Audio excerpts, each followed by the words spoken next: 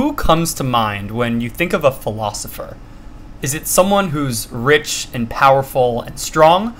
Or is it someone buried away in a library somewhere, surrounded by books, doesn't really interact with the world? This is kind of the person that I think about when I think of the word philosopher. It wasn't always like this. The ancient philosophers were primarily engaged in asking questions around, how do I live the best life possible?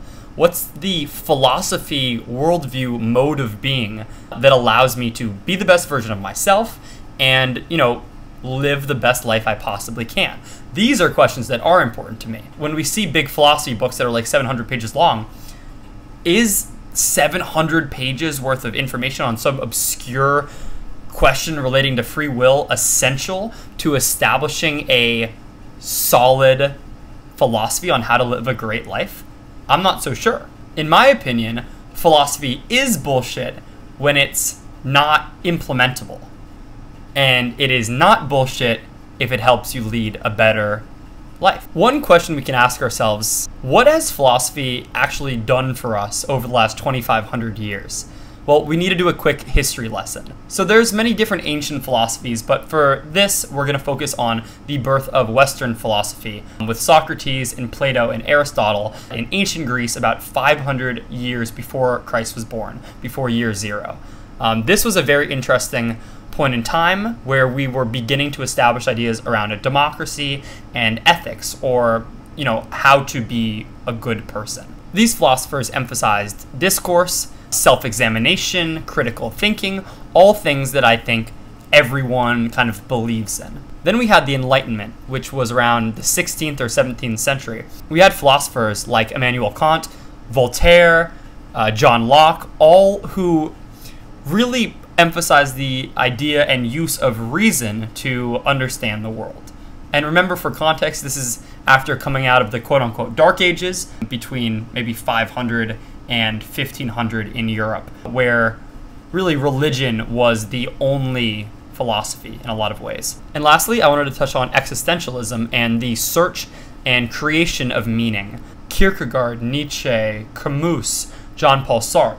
These are the philosophers that really we call existentialist and were primarily concerned with creating meaning in a meaningless world.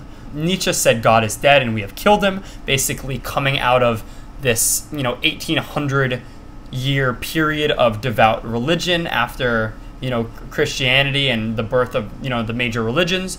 We see a re-emphasis on what is the importance of the individual? What is the value of human beings outside of this religious framework? And Nietzsche was really worried about this. He was worried that without a religious framework, people were kind of going to, lose their sense of ethic.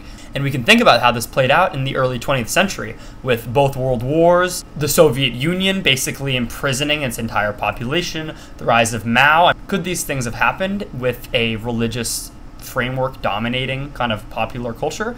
Maybe. We can think of many things that happened, in the religious period that was pretty horrific, but I think it is an interesting idea. How do you govern your life without religion? Well, this is philosophy. This is the ancient idea of philosophy. This is the core idea of philosophy, which is not bullshit, which is, how do I live a good life?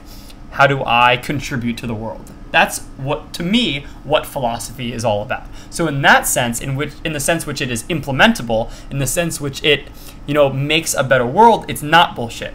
But in my opinion, there is a form of philosophy that is overly detailed, overly analytical.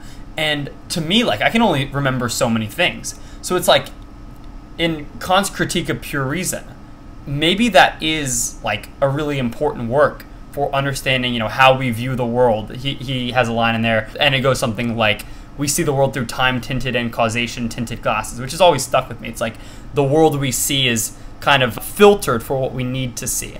So there are obviously important ideas, but I think sometimes philosophy just goes too far to the point where it's overcomplicated. I want a simple philosophy that allows to live a good life and to be respected and appreciated by the people around me. These are some of my ideas relating to the question, is philosophy bullshit?